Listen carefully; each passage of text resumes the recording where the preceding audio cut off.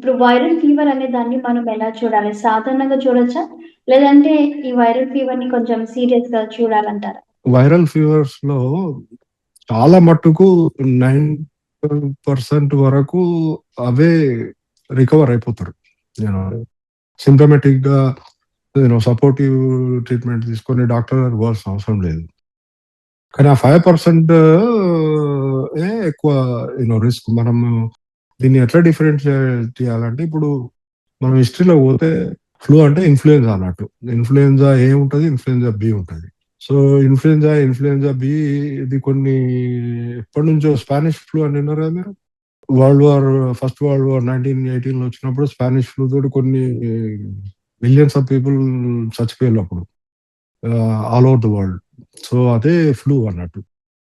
అప్పటినుంచి ఈ flu, especially viral, ఇంకొక ఇంపార్టెంట్ పాయింట్ ఏందంటే, బేసికల్లీ వైరస్ ఎప్పుడు గాని కోల్డ్ వెదర్‌లో బాగా యాక్టివ్ ఉంటది. సో, మోర్ ఫేవరబుల్ కండిషన్ అన్నట్టు వైరస్‌కి. సో, అందుకనే ఈ ఫ్లూ వ్యాక్సిన్ అనేది గూడా సెప్టెంబర్ నుంచే ఈడ స్టార్ట్ జేస్తారు. వింటర్ స్టార్ట్ అవుతుంటే.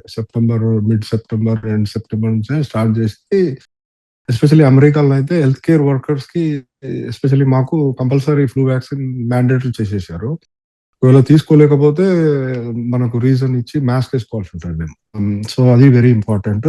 తర్వాత ఈ ఫ్లూ వ్యాక్సిన్ ఇంకా చిన్న పిల్లలకి మనం డిస్కస్ చేసినాం కదా, క్యాన్సర్, డయాబెటీస్, సిఓపిడి, తర్వాత మల్టిపుల్ డిసీజెస్ ఉన్నోళ్ళు, అంటే ఇప్పుడు కొంతమంది ఓల్డ్ ఏజ్ పీపుల్ వల్ల ఒక 5-6 డిసీజెస్ ఉంటాయి కదా ఆల్రెడీ, హార్ట్ ఫెయిల్, డయాబెటీస్, ఇవన్నీ ఉన్నోళ్ళకి కూడా ఇంపార్టెంట్ అన్నట్టు. ఎందుకంటే వాళ్ళ బాడీ, చిన్నపిల్లలకేమో ఇమ్యూనిటీ డెవలప్ కాలేదు, ఓల్డ్ ఏజ్‌లేమో ఇమ్యూనిటీ కోల్పోతారు. ఈ ఇమ్యూనో కాంప్రమైజ్డ్ పీపుల్ ఏమో వేరియస్ రీజన్స్ వలన ఇప్పుడు ఈ స్టెరాయిడ్స్ మీద ఉంటారు కొందరు. ఈ రూమటాయిడ్ ఆర్థరైటిస్, తర్వాత so many autoimmune diseases మీద ఉన్న వాళ్ళకి, క్యాన్సర్ ఎస్పెషల్లీ ఉన్న వాళ్ళకి flu vaccine is very important. Compulsory తీసుకోవాలి వాళ్ళు. ఎందుకంటే అదర్‌వైజ్ కాంప్లికేషన్ రేట్ ఎక్కువ ఉంటది, మోర్టాలిటీ ఉంటదన్నట్టు. సో, నెక్స్ట్ ఏడిస్ వైరస్, తర్వాత డెంగ్యూ వైరస్, తర్వాత చికెన్ గున్యా వైరస్, ఇది ఇండియాలో కామన్ కదా. ఈ చికెన్ గున్యా, డెంగ్యూ ఇవి ఏమో Aedes mosquitoes, basically mosquito bite తోటి వస్తాయి అన్నట్టు ఇవి. సో, మస్కిటో బైట్ బేసికలీ ఇండియాలో ప్రాబ్లం ఏంటంటే, మన దగ్గర వర్షం వస్తే చాలా మటుకు అన్ని గుంతలు అంటారు కదండి. So, yes. వాటర్ స్టాగ్నేషన్ అయితది. వాటర్ స్టాగ్నేషన్ అయినప్పుడు ఏమైతదంటే, మస్కిటోకి అది బ్రీడింగ్ గ్రౌండ్ అయితదన్నట్టు. తర్వాత ఇప్పుడు లేటెస్ట్‌గా కరోనా వైరస్, అది పెద్ద లాస్ట్ ఫ్యూ ఇయర్స్ బ్యాక్ పెద్ద హిస్టరీ క్రియేట్ చేసింది కదా ఆల్ ఓవర్ ది వరల్డ్. చాలా మంది లైఫ్ కూడా టోటల్‌గా అవును. చేంజ్ అయిపోయింది.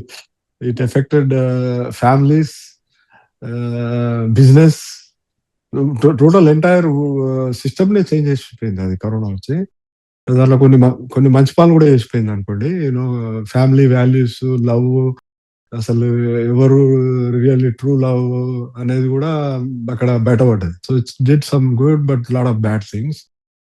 ఈ కరోనా వైరస్ కూడా ఆర్ఎన్ఏ వైరస్ కింద వస్తది. ఇప్పుడు కరోనా ఇంకా ఉంది, ఉంటుంది, అది ఇంకా పోలేదు.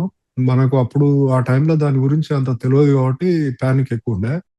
ఇప్పుడు చాలా రిసర్చ్ వచ్చింది, చాలా మనకు తెలుసు. అది సేమ్ ఇన్‌ఫ్లుయెంజా లాగానే ఉండిపోతది.